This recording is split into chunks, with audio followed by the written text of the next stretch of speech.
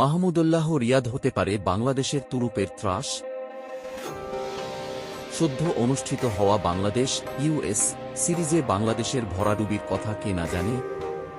Senior junior কেউই ভালো করতে পারেনি, তবে মাহমুদুল্লাহ ঠিকই তার কাজ করছেন। শান্ত লিটন তো বক্তদের একদম হতাশ করেছে। যেই স্ট্রাইকারের নিয়ে মিরাজকে বাদ দেওয়া হয়েছে, সে প্রশ্ন উল্টো শান্ত লিটনের মুখে। তবে মাহমুদুল্লাহ কোন ভক্তকে হতাশ করেননি।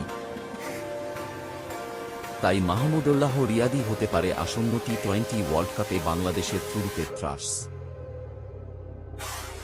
অন্য সব দলের সিনিয়র জুনিয়ররা যেখানে সবাই পারফরম্যান্স করছে, সেখানে বাংলাদেশের সবাই হতাশ করছে সমর্থকদের।